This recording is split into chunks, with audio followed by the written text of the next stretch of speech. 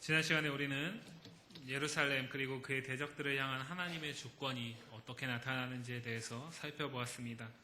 마지막에 예루살렘의 대적들에게 나타난 하나님의 주권을 말씀드렸기 때문에 이 말씀은 예루살렘에게 분명 소망이었습니다. 소망일 수 있습니다. 그러나 오늘 우리가 보게 될 이 본문은 그런 우리의 기대, 소망을 저버리고 예루살렘에 나타나는 하나님의 주권에 대해서 다시 말하고 있습니다. 그것은 이들에게 소망이 아니라 재앙이고 그들에게 심판임을 우리는 알 수 있습니다. 먼저 9절 말씀에서 이사야는 예루살렘을 조롱하고 있습니다. 너희는 놀라고 놀라라. 너희는 맹인이 되고 맹인이 되라. 하나님이 행하실 기이한 일이 이들에게 분명 나타날 것인데 그것을 보고 예루살렘은 놀랄 것이다. 그러나 그들이 놀람에서 끝나고 믿지 않기 때문에 그들이 보고서도 보지 못한 자와 같이 맹인과 다를 것이 무엇이 있겠는가라고 말하는 것입니다. 이사야는 자신의 조롱하는 이 성격을, 조소적 성격을 강조하기 위해서 두 번씩 반복하고 있습니다. 너희는 놀라고 놀라라. 맹인이 되고 맹인이 되라. 이사야를 통한 하나님의 계시를 듣지 않는 예루살렘은 스스로는 인정하지 않지만 사실은 스스로 맹인이 된 것과 다를 바가 없다는 것입니다. 9절 말씀은 계속해서 하나님이 이사야를 통해서 예루살렘을 조롱하고 있음을 말하고 있습니다. 이어지는 9절에서는 너희라는 표현을 사용하다가 그들이라고 말하고 있습니다. 나와 너는 가까운 관계입니다. 하지만 나와 그녀는 나와 너보다 먼 관계입니다. 이것은 무엇이냐면 하나님께서 예루살렘이 하나님과 점점 더 멀어지고 있음을 표현하기 위해서 의도적으로 사용하고 있는 것입니다. 이들에게 하나님은 분명히 나의 하나님이 되어야 하는데 이들에게 하나님은 분명히 나의 하나님이 되어야 하고 하나님은 이들이 나의 백성이 되어야 하는데 이들은 하나님에게 그들로 여겨지고 있다라는 것입니다. 이건 역시 하나님의 뜻과 점점 멀어져가는 맹인의 모습을 나타내고 있는 예루살렘을 말하고 있습니다.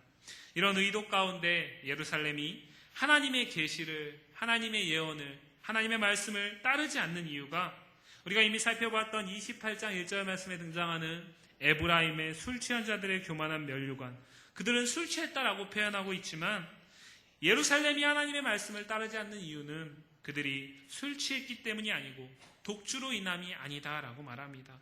만약에 술 취한 것이면 그 술 취함을 멈추면 됩니다. 독주를 마신 것이면 그 독주를 마시지 않으면 됩니다. 순간적이고 일시적인 어떤 이들의 선택 때문에 오늘 이들이 하나님을 멀리 떠나고 있다라는 것이 아니다라는 것입니다. 우리가 계속해서 이사야 말씀을 보았지만 이사야 속에 나타난 예루살렘과 유다는 계속해서 하나님과 점점 더 멀어져 가고 있음을 알 수 있습니다. 어떤 순간적인 방편과 순간적인 결단으로 해결할 수 있는 문제가 아닙니다. 총체적인 문제이고 총체적인 난국임을 오늘 말씀은 이야기하고 있습니다. 그런데 오늘 말씀은 예루살렘이 그렇게 될 수밖에 없는 이유를 말합니다.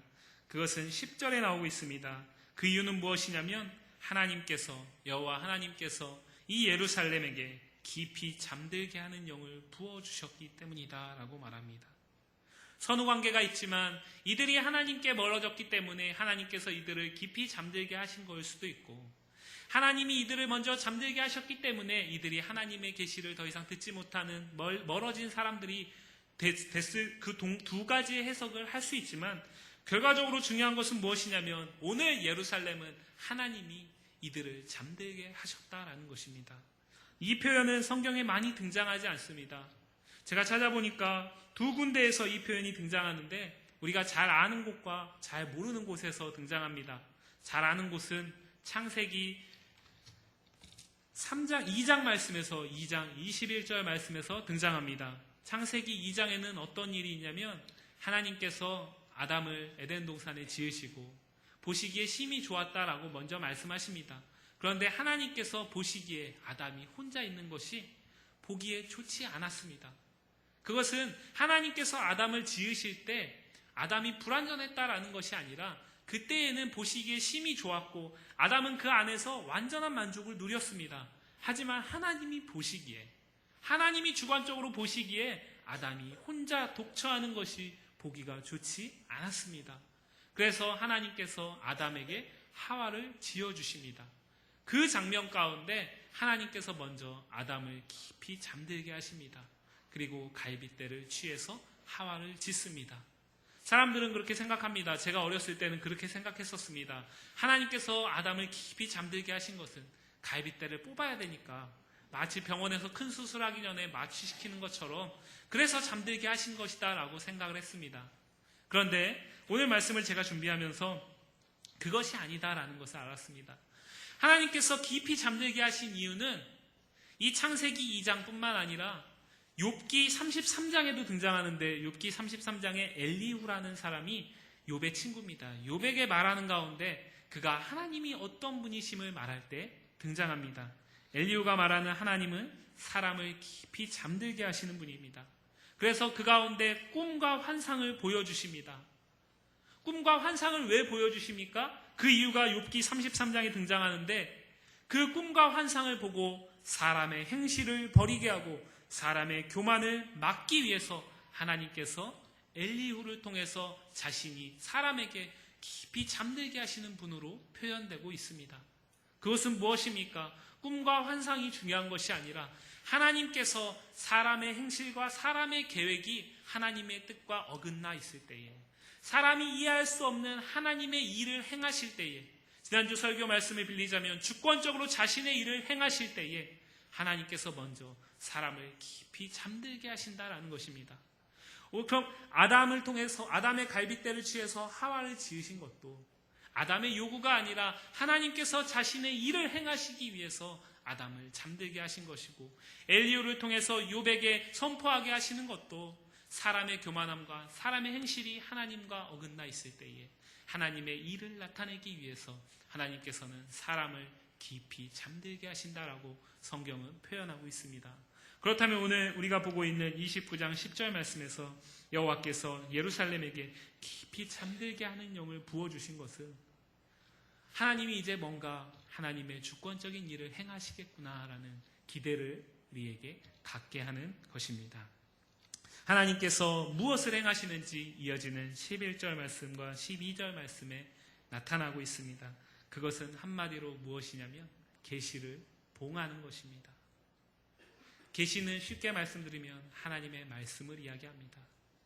계시는 이 말씀을 대하는 예루살렘에게는 율법입니다.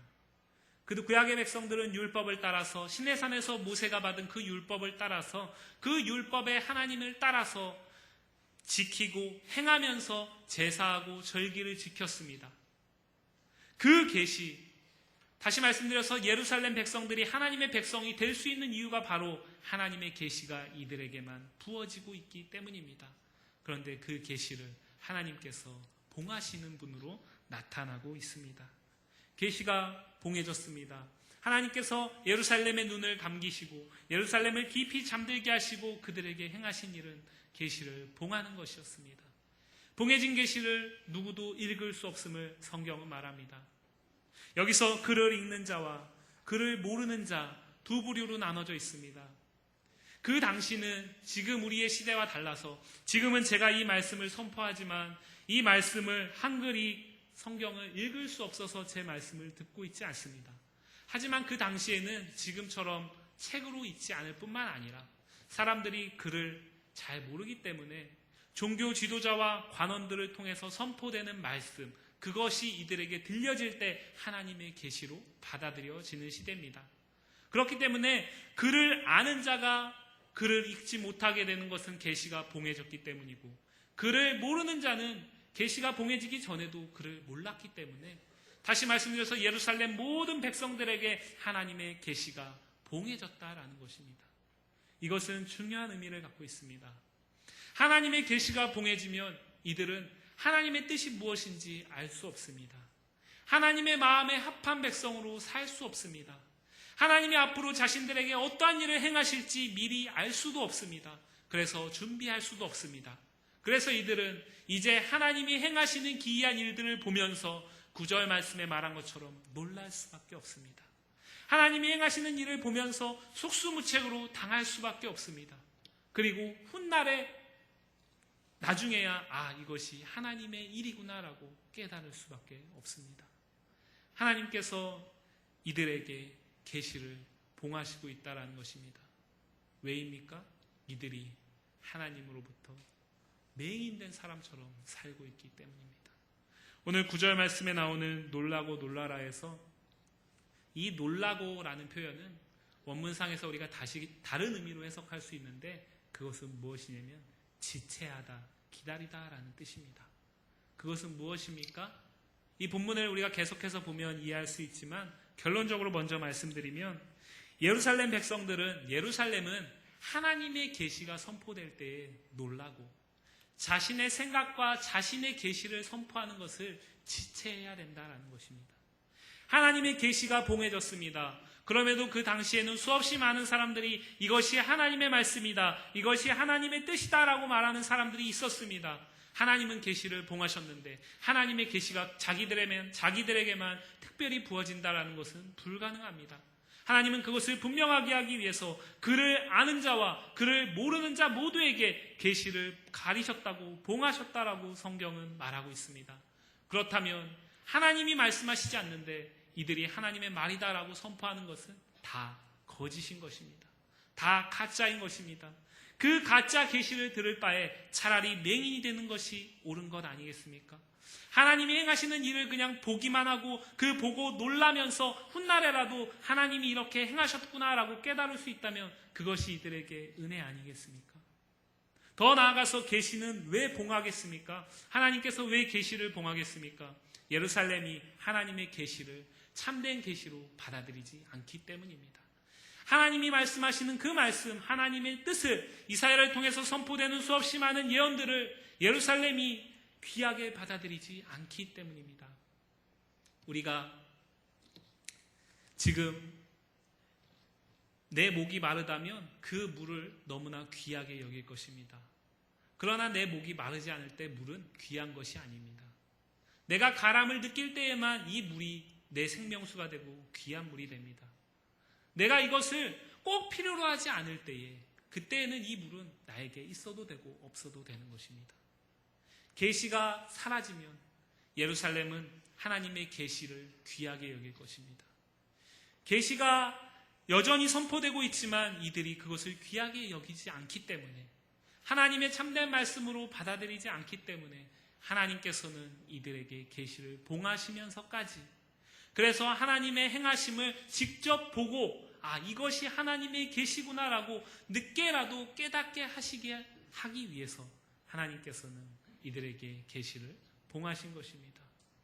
그 이유는 성경은 예루살렘에게 있다라고 말합니다. 13절 말씀입니다. 주께서 이르시되 이 백성이 입으로는 나를 가까이하며 입술로는 나를 공경하나 그들의 마음은 내게서 멀리 떠났나니 그들이 나를 경외함은 사람의 계명으로 가르침을 받았을 뿐이라. 아멘. 하나님께서 왜 이들에게 계시를 봉하신다라고 말합니까? 하나님께서 왜 이들에게 깊이 잠들게 하시고 계시를 봉하신다라고 말합니까? 그것은 이들이 마음으로 여호와를 경외하지 않고 입과 입술로는 여호와를 경외하고 내가 여호와를 섬기고 하나님의 계시를 따르겠다라고 말하지만 그 마음 가운데서는 이 중심 가운데서는 점점 더 하나님을 경외하지 않아서 멀어지고 있다라는 것입니다. 9절 말씀에서 말씀드렸습니다. 원래 이들은 하나님에게 나의 백성이 되어야 하지만 이들은 너희가 되었고 나아가 그들이 되어버렸습니다. 하나님이 이들을 떠나신 것입니까? 그렇지 않습니다. 이들이 예루살렘이 하나님을 떠난 것입니다. 예루살렘이 하나님으로부터 멀어지고 있습니다. 그것을 하나님은 정확하게 지적하십니다. 예루살렘에게 13절 말씀은 하나님의 일갈입니다. 하나님은 이들에게 말합니다. 너희는 제사하고 너희는 절기를 지키면서 입술로는 나를 경외하고 입으로는 나를 찬양하지만 너희의 마음의 중심에서는 나를 전혀 경외하지 않고 멀어져만 가고 있구나라고 말합니다. 이 말씀을 오늘 대하는 우리는 13절 말씀을 통해서 우리 스스로를 돌아보아야 합니다. 무슨 말씀이냐면 우리가 사는 이 시대에는 수없이 많은 예배의 자리들이 있고 수없이 많은 은혜의 자리들이 있습니다. 그리고 적지 않은 사람들은 그 자리에 있는 것이 내가 하나님을 경외하는 것이고 내가 하나님을 향한 최선이다라고 생각합니다. 하지만 오늘 말씀은 무엇을 이야기하는 것이냐면 예루살렘 백성들이 하나님께 왜 절기를 지키겠습니까? 하나님께 왜 제단을 통해서 제물을 불살라 올리겠습니까? 그를 통해서 하나님의 말씀을 대제사장을 통해서 듣기 위함입니다.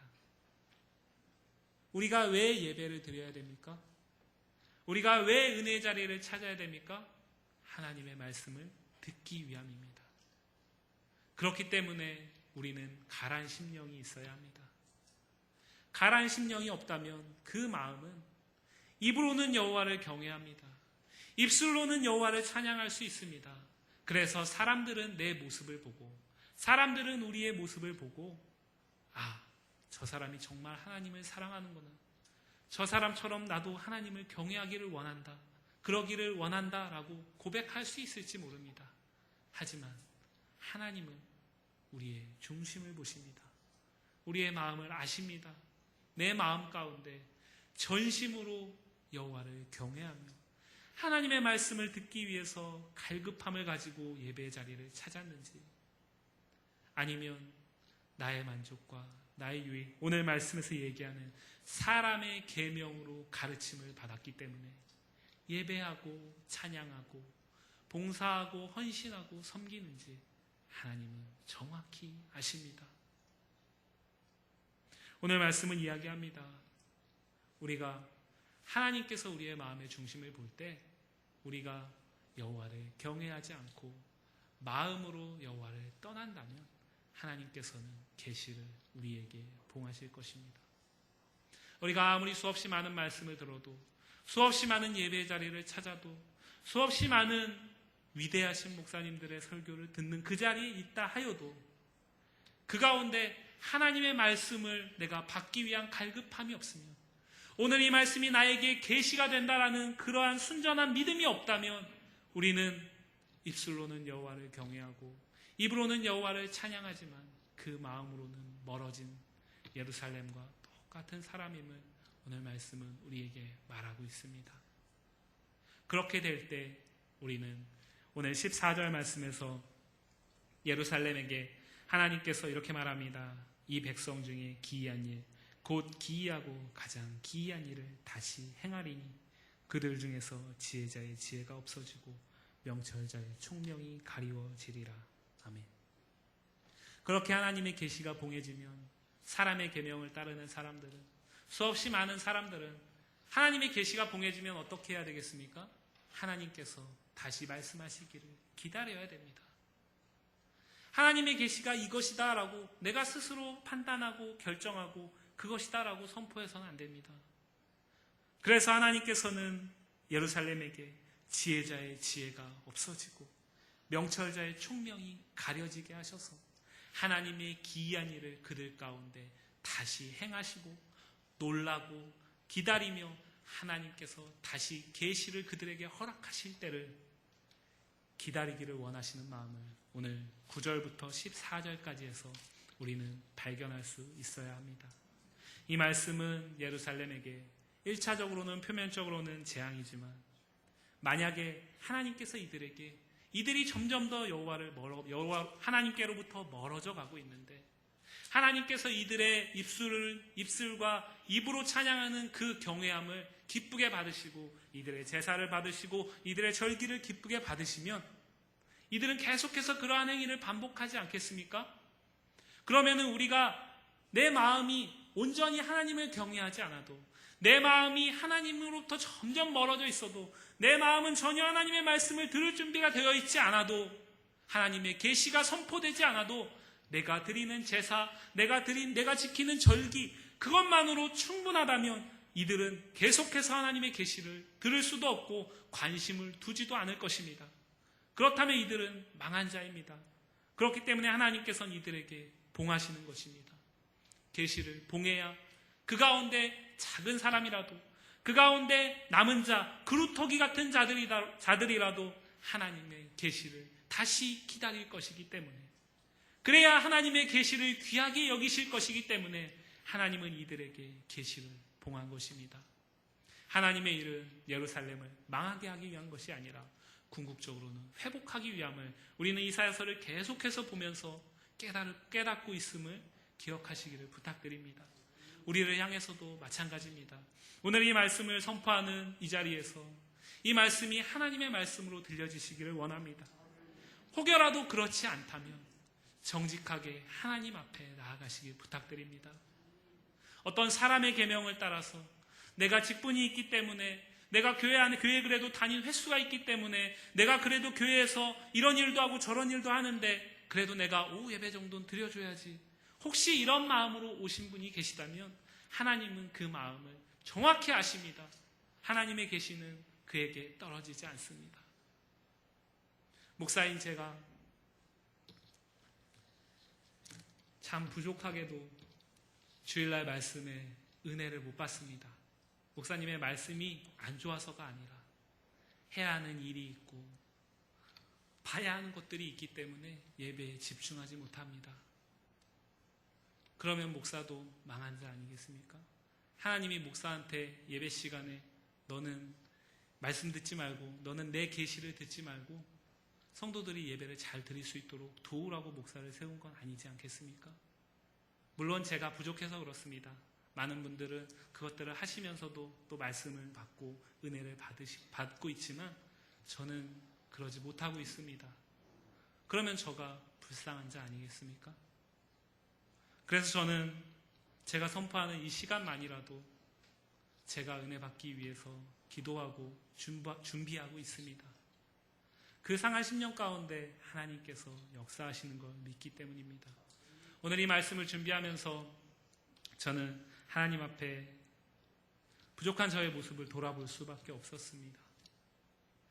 하나님이 저를 먼저는 목사로 부르셨겠습니까? 하나님의 은혜의 말씀이 필요한 성도로 부르셨겠습니까? 저 역시 하나님의 말씀이 부어져야 할 사람입니다. 제가 하나님의 말씀이 부어져 있지 않은 상황에서 그저 매주 드려야 되는 예배이기 때문에 설교를 가지고 단에 올라오면 마치 구약 이 말씀 가운데 그를 아는 저를 통해서 사람의 말이 선포되는 것과 다르지 않겠습니까? 그렇게 되지 않기 위해서 기도하고 준비하기 위해서 노력하고 있습니다. 이 자리에 있는 우리 성도님들도 저의 말씀을 사람의 말로 듣지 않기를 원합니다. 하나님의 말씀으로 들으시기를 원합니다. 그러기 위해서 우리에게 상한 심령이 있어야 합니다. 오늘 이 말씀이 예루살렘에게 절망이 아닌 것처럼, 이 계시가 봉해진 이 말씀이 예루살렘에게 절망이 아니고 궁극적으로는 소망이 되는 것처럼, 오늘 이 말씀이 우리에게 절망이 되지 않는 것은 우리에게 구약의 이 이사야 29장의 말씀에서 끝나는 것이 아니라 우리에게는 이 성경 속에 나타난 하나님의 행하심이 있기 때문입니다. 특별히 오늘 이 시간 요한계시록 5장 말씀을 통해서 우리가 계시가 봉해진 상황 가운데서도 소망을 얻기를 부탁드립니다. 요한계시록 5장은 이렇게 이야기합니다. 봉해진 인봉, 하나님의 두루마리가 있는데 그것이 봉해졌습니다. 7인으로 봉해졌다라고 말합니다. 여기서 7은 완전하게 그 누구도 풀 수 없을 만큼 꽉 봉해졌다라는 것입니다. 그리고 성경은 이렇게 얘기합니다. 그 봉해진 인봉한 두루마기를 땅에 있는 그 누구도 풀 수 없고 땅 아래에 있는 어떤 것도 풀 수 없고 하늘 위에 그 무엇도 풀 수 없다라고 말합니다. 이 계시를, 이 봉해진 두루마기를 풀 수 있는 분은 단 한 분인데 그것은 이 두루마리를 봉하신 하나님 예수님이다라고 말합니다. 오늘 이 말씀이 우리에게 소망이 되는 것은 하나님께서 우리에게 계시를 혹여라도 봉하셨다면, 우리가 예배 가운데 하나님의 말씀에 갈급함이 없고 그 말씀이 나에게 은혜가 되지 않는다면 우리는 하나님의 말씀을 듣기 위해서 하나님께서 그 말씀을 풀어주시기를 구해야 합니다. 그것을 다윗은 정확히 알고 있습니다. 시편 51편은 우리에게 무엇이라고 말하고 있냐면, 시편 51편 말씀에서 다윗은 어떤 상황에서 그 기도를, 찬양을 하나님께 올려드리고 있냐면, 다윗이 살아생전 성경에서 기록하고 있는 가장 큰 범죄의 순간에 그 시를 하나님께 올려드리고 있습니다. 다윗이 밧세바를 범했을 때, 그리고 그로부터 시간이 조금 지나서 하나님께서 선지자 나단을 보내서 다윗을 책망하실 때 다윗이 하나님 앞에 엎드려서 기도하는 장면이 시편 51편의 기도입니다. 그 기도 가운데 소망을 얻기를 부탁드립니다. 다윗은 자신의 죄악된 행위 가운데 그것이 책망받을 때에 하나님 내가 이전에 이렇게 잘했는데 이거 한 번 정도 용서해 줄 수 있지 않냐라고 얘기하지 않습니다. 다윗은 그 가운데 자신의 죄가 드러날 때에 나단 앞에서 선포되는 하나님의 말씀이 그에게 들려질 때에 다윗은 자신을 긍휼히 여겨달라고 기도합니다. 그것에서 멈추지 않습니다. 시편 51편 10절 말씀에서 다윗은 이렇게 기도합니다. 하나님이여 내 속에 정한 마음을 창조하시고 내 안에 정직한 영을 새롭게 하소서. 그의 마음에서부터 깊이 통회합니다. 다시 새롭게 하나님의 은혜로 채워지기를 구하고 있습니다. 시편 51편 17절 말씀에서는 이렇게 기도합니다. 하나님께서 구하시는 제사는 상한 심령이라. 하나님이여 상하고 통회하는 마음을 주께서 멸시하지 아니하시리이다. 내가 지금 상하고 통회하는 심령이 없이 하나님 앞에 제사한들 다윗은 하나님께서 기뻐받지 않으실 것이다 라는 것을 정확히 알고 있습니다. 그렇기 때문에 하나님 앞에 기도합니다. 하나님이여 내 마음은 죄악으로 가득 차 있습니다. 하나님 내 마음을 정한 마음으로 새롭게 회복시켜 주시고 내 안에 정직한 영을 새롭게 창조하여 주옵소서. 하나님께서 내 죄악을 아시고 있음을 내가 알고 있습니다. 하나님 그리하기에 내가 하나님께 긍휼을 구합니다. 하나님 내가 그냥 용서를 구하지 않습니다. 하나님 내가 다시는 그 죄악 가운데 몸담지 않도록 다시는 내가 죄 가운데서 하나님 앞에 제사하고 하나님 앞에 만홀한 모습으로 나아가지 않도록 내 마음을 정하게 하여 주옵소서. 내 마음을 새롭게 창조하여 주옵소서 하고 기도하고 있습니다. 생각해 보시기 바랍니다. 다윗이 밧세바를 범했을 때에 하나님께서 나단을 바로 보내셨겠습니까? 그것이 아닌 것을 우리는 추측할 수 있습니다. 왜냐하면 다윗이 범죄한 결과로 하나님께서 밧세바를 통해서 낳은 자녀를 하나님께서 거두어 가셨기 때문입니다. 그때에는 뭐 특별한 일이 있어서 하루 만에 애를 낳을 수 있겠습니까? 불가능합니다. 최소한 10개월, 적어도 1년은 지났습니다. 그 기간 동안 다윗은 하나님 앞에 기도하지 않았겠습니까? 하나님 앞에 제사하지 않았겠습니까? 하나님 앞에 절기를 지키지 않았겠습니까? 다 했을 것입니다. 하지만 다윗은 나단을 통해서 자신의 죄악이 드러날 때에 그것이 하나님께서 기뻐받지 않는 제사임을 알았던 것입니다. 자신이 드렸던 수없이 많은 행위적인 모습들, 입술로는 하나님을 경외하고 입으로는 하나님을 공경한다고 하고 백성들은 다윗이 성군이라고 말하면서 정말 하나님께서 하나님께서 이 나라를 축복하신다라고 말하는 그 순간에 다윗은 몰랐습니다. 하지만 하나님은 정확히 그 심령을 꿰뚫어 보셨습니다. 마음으로는 죄악을 청산하지 못하였고 마음으로는 하나님을 경외하지 못하였고 마음으로는 통회하지 못하는 다윗을 정확히 알았습니다. 그리고 나단을 통해 선포될 때에 다윗은 다시 하나님에게 그 계시가 자신에게 나단을 통해 들려질 때에 처절하게 엎드립니다. 하나님 나에게 정직한 영을 허락하여 주옵소서. 하나님 나에게 통회하는 마음을 허락하여 주옵소서. 하나님이 기뻐 받으시는 제사는 상한 심령이니 주여 내 마음을 새롭게 창조하여 주셔서 내가 드리는 제사가, 내가 드리는 절기가, 내가 지키는 모든 것들이 하나님 보시기에 합당한 것들이 되게 하여 주옵소서. 그러한 기도를 오늘 시편 51편에 두고 있습니다. 그리고 51편 19절 말씀에서 그때에 주께서 의로운 제사와 번제와 온전한 번제를 기뻐하시리니 그때에 그들이 수소를 주의 제단에 드리리이다 라고 고백합니다. 우리에게 필요한 것은 무엇입니까? 오늘 이 말씀을 대하는 우리에게 필요한 것은 무엇입니까? 내가 예배의 자리에 온 것이 아닙니다. 내가 이 자리에서 하나님의 계시가 나에게 부어지고 있는가가 중요합니다. 하나님의 말씀이 나에게 들려지는가가 중요합니다. 하나님의 백성은 하나님의 말씀이 없으면 하나님과 멀어질 수밖에 없습니다. 그렇기 때문에 하나님께서는 우리에게 예배의 자리를 통해서 하나님의 말씀을 은혜 가운데 우리에게 선포하는 것입니다. 그 말씀을 들을 마음이 전혀 없이 예배의 자리에 나온다면 그것은 하나님께서 그를 버리신 것과 같습니다. 하나님께서 우리를 버리신 것과 같다는 말입니다. 하나님께서 우리를 버리셨다면 내 삶이 형통하고 내 가족에 아무 문제가 없고 내 자녀와 내게 어떤 질병이 없고 세상 사람들이 나를 부러워해도 그것은 망한 것입니다. 그때에 내가 구해야 할 것은 하나님 내게 정직한 영을 부어주옵소서. 하나님 내게 새로운 영을 창조하여 주옵소서.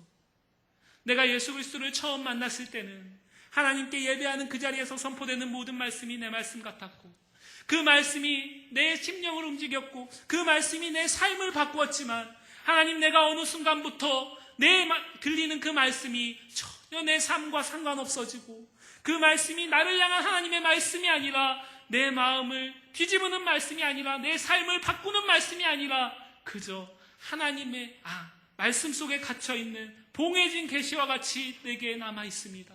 하나님, 내게 정직한 영을 부어주옵소서. 예루살렘에게만 필요한 것이 아닙니다. 다윗에게만 필요한 것이 아닙니다. 성경에 있는 수많은 사람들, 그리고 이 말씀을 듣는 저와 여러분, 이 자리에 있는 우리 모두에게 하나님의 말씀은 필요합니다. 하나님의 말씀은 매일매일 우리에게 새롭게 부어져야 합니다. 그렇기 때문에 교회는 하나님의 말씀이 죽어 있으면, 하나님의 말씀이 더 이상 선포되지 않으면 그 교회는 하나님께서 촛대를 옮기실 수밖에 없는 교회다라고 요한계시록은 말하고 있습니다. 하나님께서 에베소 교회에게 정확히 말합니다. 너는 이런 것들이 잘 됐고 너희는 이런 것들이 못됐다. 너희가 이렇게 잘못된 것들을 돌이키지 않으면 나는 교회에서 촛대를 옮길 수밖에 없다라고 말합니다. 그것은 무엇입니까? 하나님께서 에베소 교회를 사랑하시기 때문에 그들에게 하나님께서 계시를 선포하시고 그 계시를 듣고 돌이키기를 원하시는 것입니다. 그런데 그 말씀이 이들을 돌이키는 말씀으로 선포되지 않고 그냥 죽은 말씀이 되어버리면 이 교회는 하나님의 말씀이 역사할 수 없는 교회이기 때문에 하나님은 촛대를 옮기신다라고 말하는 것입니다. 오늘 이 말씀을 대하는 우리 교회가 하나님의 말씀이 온전히 선포되는 교회가 될 때 하나님께서는 살아있는 교회로 우리 교회와 함께 하실 것입니다. 그러기 위해서 우리에게 필요한 것이 상한 심령입니다. 그러기 위해서 우리에게 필요한 것이 갈급한 심령입니다. 사람은 모릅니다. 저는 모릅니다. 내 옆에 있는 성도는 알 수 없습니다. 하지만 하나님은 정확히 알고 있습니다. 스스로는 정확히 알고 있습니다. 내 마음의 상태를 딱 둘만 정확히 알고 있습니다. 하나님 그리고 나는 정확히 알고 있습니다.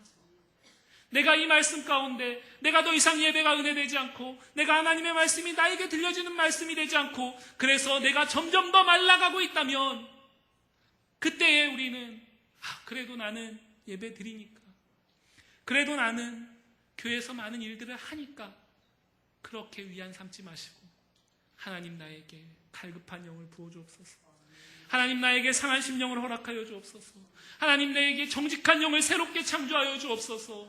하나님 내가 내 영혼이 갈급할 때에 하나님께서 내가 드리는 예배를 기뻐 받는다고 말씀하셨는데 내 영혼이 갈급하지 않습니다. 내가 전혀 하나님의 말씀이 들려지지 않습니다. 하나님 나를 불쌍히 여겨 주옵소서. 나를 긍휼히 여겨 주옵소서. 그러한 마음으로 하나님 앞에 엎드릴 때에 하나님께서는 다윗의 이 기도 가운데 예수님의 족보 가운데 다윗의 이름이 여전히 남아있는 것처럼 그 이후에 다윗이 정한 마음으로 하나님 앞에 온전히 제사 드릴 때 기쁘게 받으신 것처럼 우리의 지금까지의 모습은 보지 아니하시고 우리가 정직한 영으로 하나님 앞에 나아갈 때에 하나님께서 우리에게 책망하지 않으실 것입니다. 하나님 내가 예배를 드려도 은혜되지 않습니다. 하나님 내가 예배의 자리에만 있지 더 이상 하나님의 말씀이 내게 채워지지 않습니다. 내가 쩍쩍 갈라지고 말라가고 있습니다. 하나님이 그러면 우리에게 책망하지 않으실 것입니다. 나는 너에게 말씀을 주는데 왜 너는 듣지 못하냐? 네 귀를 활짝 열어라 이렇게 얘기하지 않을 것입니다. 하나님께서 우리에게 갈급한 영을 부어주실 것입니다. 하나님께서 우리에게 새로운 영을, 정직한 영을 창조해 주실 것입니다. 그리고 우리의 예배를 기뻐 받으실 것입니다. 왜냐하면 그것이 하나님께도 가장 귀하고 복된 일이기 때문입니다. 하나님이 성도를 모았습니다. 하나님이 자기 백성을 모았습니다. 그래서 그 자리에서 예배를 통해서 영광 받기를 원하시는데 그 모아져 있는 성도들의 예배가 상한 심령의 예배가 아니기 때문에 하나님께서 받으실 수 없는 예배며 하나님께서도 원하지 않는 일입니다. 그렇기 때문에 우리가 하나님 앞에 갈급한 심령으로 정직한 영으로 하나님 앞에 구할 때에 하나님은 우리에게 물붓듯이 부어주실 것입니다. 우리의 마음이 하나님이 주시는 새로운 영으로 창조될 때에 이전과는 다르게 우리 교회는 매일매일 하나님의 계시가 새롭게 선포될 것입니다. 하나님의 이 말씀이 성경책 속에 갇혀있는 말씀이 아니라 2000년 전에 3000년 전에 예루살렘과 유다 백성들에게만 선포되는 말씀이 아니라 오늘 이 말씀을 대하는 이 자리에 있는 저와 여러분 우리에게 하나님이 우리가 이 세상에서 살면서 하나님을 떠나지 않기 위해서 하나님께 거룩하게 구별된 삶을 살기 위해서 선포되는 살아있는 말씀으로 우리에게 들려지게 할 것입니다. 교회는 계시가 선포되어야 합니다. 교회는 계시가 없으면 교회가 아닙니다. 사랑하는 성도 여러분, 오늘 말씀을 통해서 교회를 교회답게 하는 길을 우리가 깨닫기를 원합니다. 교회는 저나 어떤 목사님이 할 수 있는 것이 아닙니다. 속해 있는 성도들 그리고 말씀을 전하는 저, 교회 안에 속해 있는 모든 사람들이 상한 심령으로 하나님의 은혜에 갈급할 때에 그래서 그 각 심령 가운데 하나님께서 부족한 종을 통해서 하나님께서 계시를 허락하실 때에 그래서 그 계시가 그들의 삶을 영적 예배 가운데 바꾸어 갈 때에 교회가 되는 것입니다.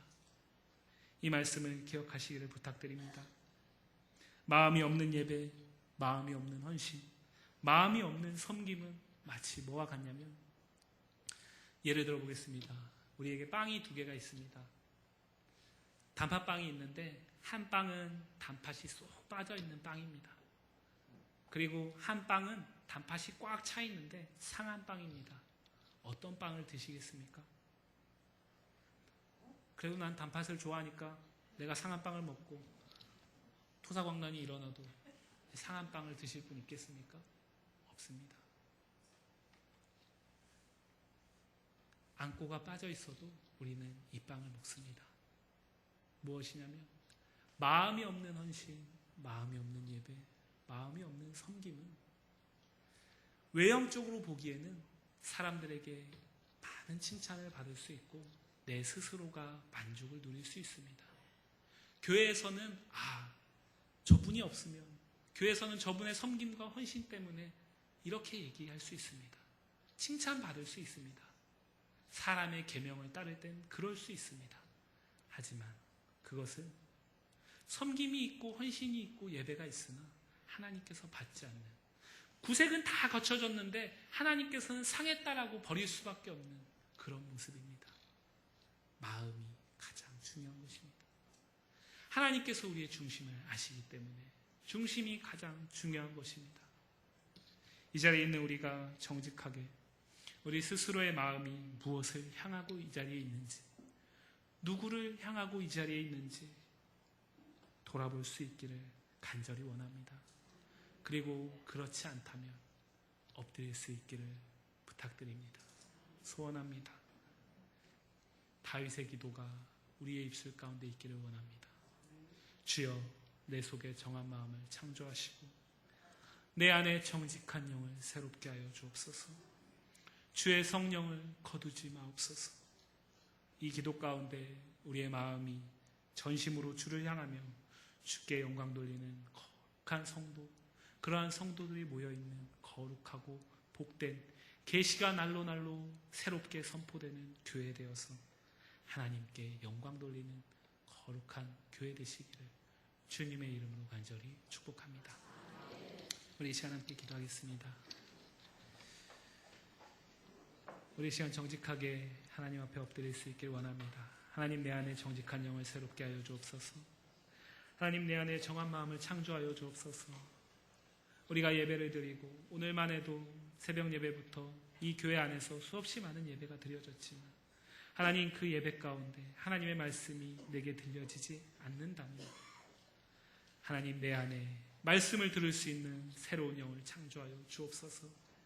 그러한 갈급한 심령의 예배를 주님께서 기쁘게 받으신다고 하셨사오니 하나님 내가 헛된 예배, 마음이 없는 예배가 아니라 하나님이 기뻐 받으시는 중심이 전심으로 하나님을 향하는 예배로 하나님께 영광 돌릴 수 있도록 주님 은혜 베풀어 주옵소서. 우리 시간 함께 기도합니다. 하나님 감사합니다. 아버지